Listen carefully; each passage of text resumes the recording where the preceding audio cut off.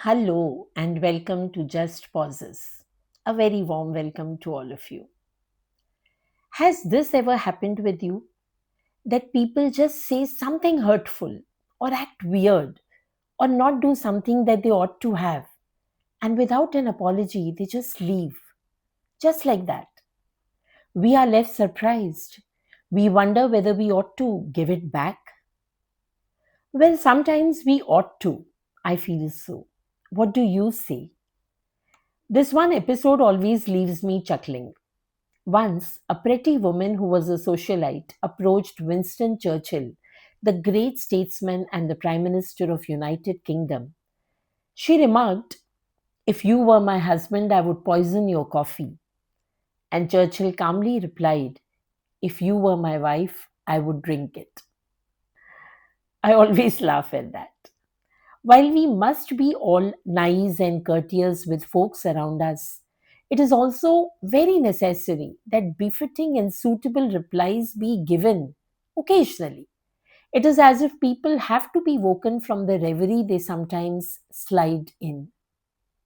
Taking pauses does not imply slowing down at all times and becoming dull or never reacting on impulse.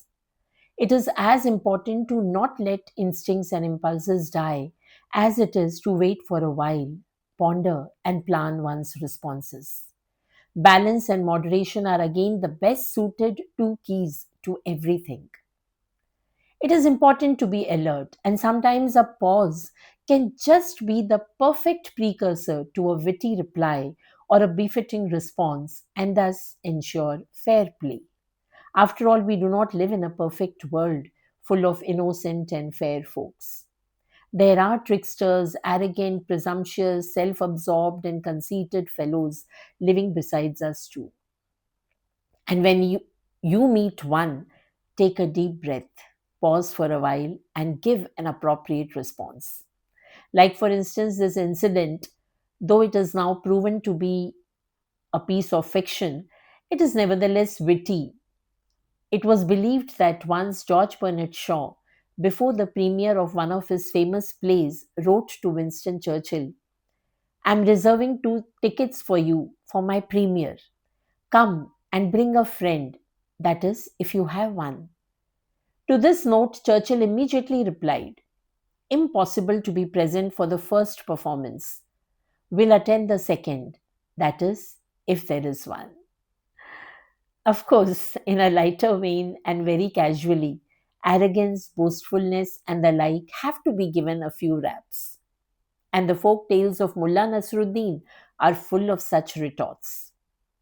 One day, Mullah Nasruddin saw a magician performing at a bazaar.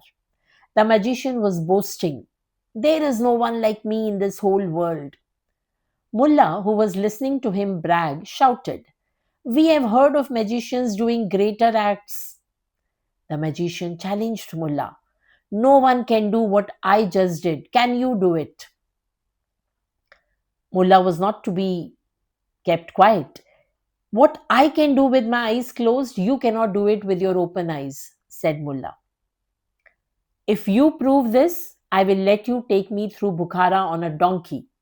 Bukhara, as we know, is a city in present day Uzbekistan.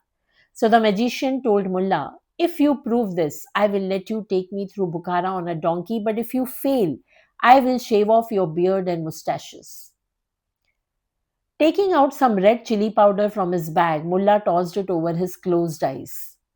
Then he challenged the magician, "Now you toss it into your open eyes." The magician hung his head and accepted his defeat.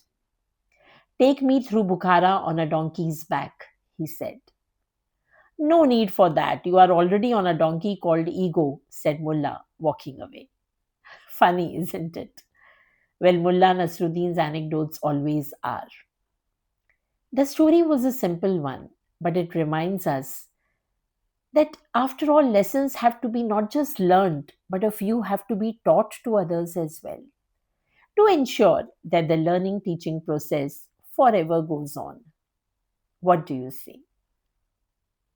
Take a pause. Thank you.